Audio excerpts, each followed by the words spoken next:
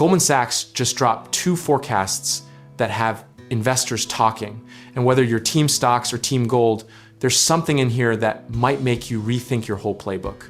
We're talking about a 7,600 S&P 500 target by April 2027, and gold hitting $5,445 an ounce.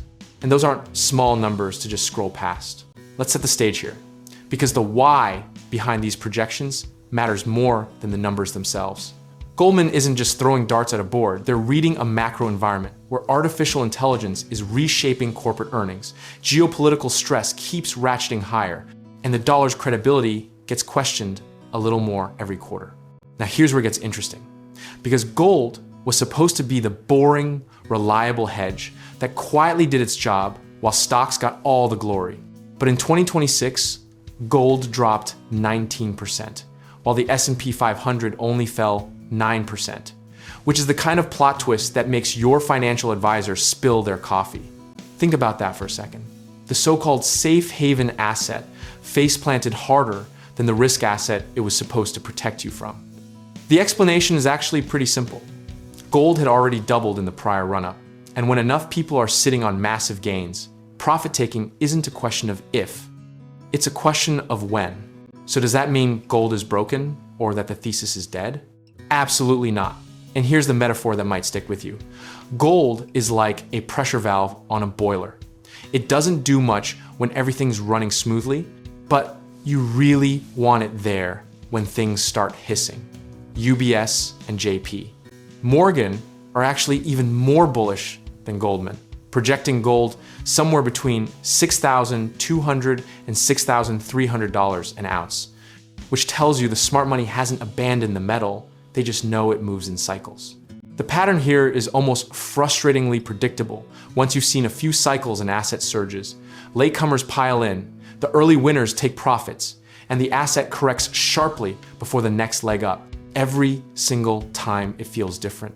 Every single time there's a new narrative explaining why this time is the exception.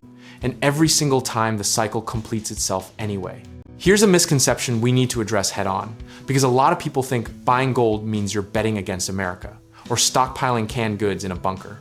Gold is simply a low correlated asset, meaning it doesn't move in lockstep with corporate earnings or interest rate decisions. And that diversification is genuinely valuable in a portfolio. It's not a political statement.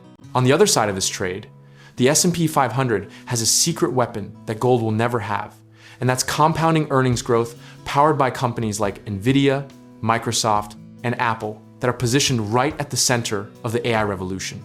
Over the last several decades, during periods of strong economic expansion, the S&P 500 hasn't just beaten gold, it's lapped it multiple times around the track. The practical tools here are refreshingly simple, and that's one of the genuinely underappreciated things about modern investing. You can get S&P 500 exposure through VOO, the Vanguard S&P 500 ETF, and gold exposure through GLD, the SPDR Gold Shares ETF, which holds actual physical bullion, so you're not playing some complicated derivatives game. Now let's talk strategy.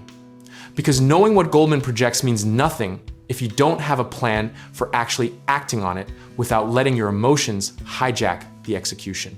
The historical lesson here is not to go all in on either trade just because a big bank put a number on it.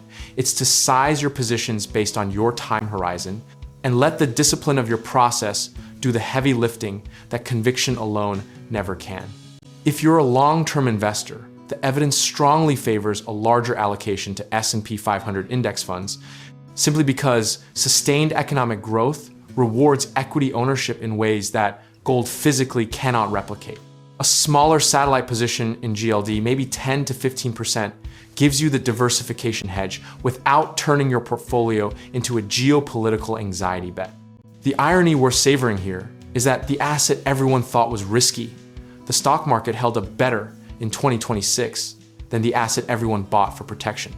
Markets have a spectacular sense of humor, and the lesson, as always, is that humility and position sizing are worth more than any single conviction trade you'll ever make.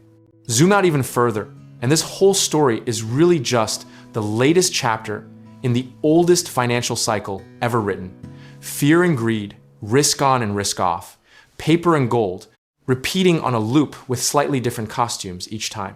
Discipline, consistent contributions, and rational rebalancing won't make for a great dinner party story, but they will make for a significantly better outcome over 20 or 30 years.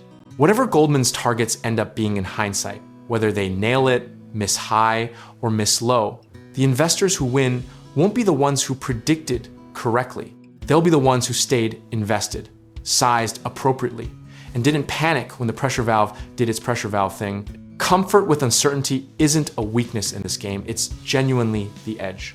Whether you're looking to put your capital to work in the market, in real estate, or through smart financing, check out our links in the description below, where we can help you get started with real estate investing, home contracting work, and finding the right lenders for your goals.